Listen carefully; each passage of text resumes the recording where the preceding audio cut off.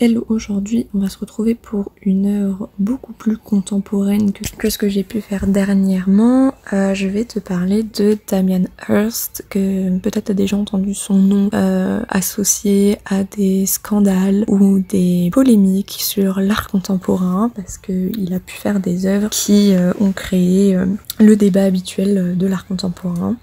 Je vais pas revenir dessus, mais aujourd'hui je voulais te parler de In and Out of Love, qui date de 1891 et qui a été présenté à une exposition à Londres. Donc là on va partir dans du très contemporain. J'ai pris, il a fait, peut-être que tu as déjà vu ses œuvres passer, je vais te mettre des images qui défilent là.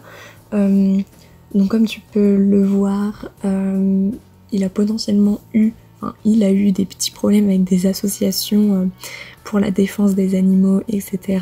Tu t'en doutes pourquoi avec ce genre d'œuvre. Mais j'ai pris, on va dire, entre guillemets, une des plus soft aujourd'hui. Donc, qu'est-ce qui va se passer? En fait, il va faire une œuvre expérience sur le cycle de vie des insectes. Le spectateur, il va être amené à rentrer dans deux salles dans un local désaffecté. Donc, dans le premier, le spectateur, il est dans une salle qui est envahie par une nuée de papillons qui vivent, qui sont nés dans des chrysalides dans cet espace.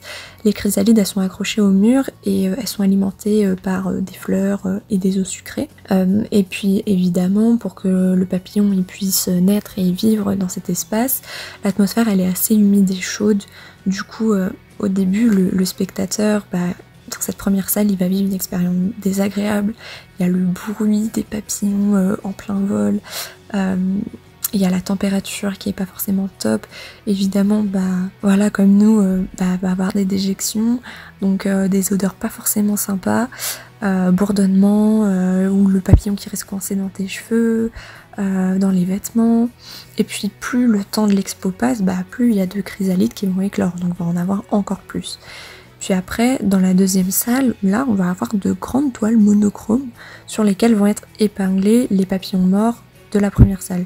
Puisque du coup, en fait, dans la première salle, il y a vraiment un cycle de vie, naissance, vie, mort. Du coup, on récupère les papillons qui sont morts dans cette salle et on les épingle à des toiles. Et puis là, le spectateur, il va être totalement dans une autre ambiance, puisque ça va être une pièce qui est silencieuse, plutôt froide, température musée classique.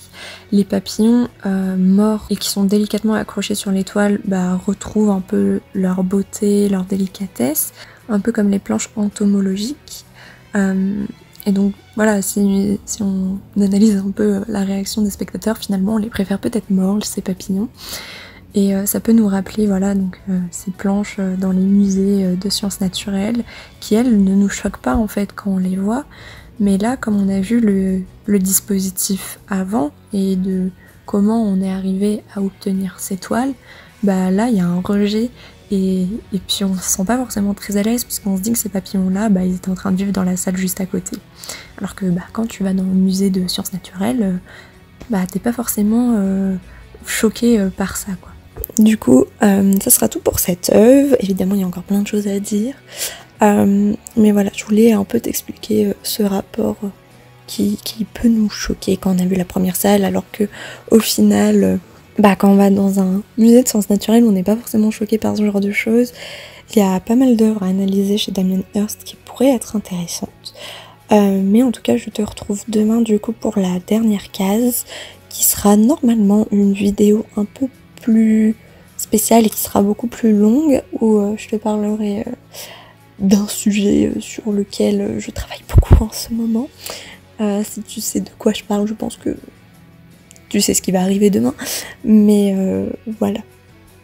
Donc du coup, je te retrouve demain pour la dernière case.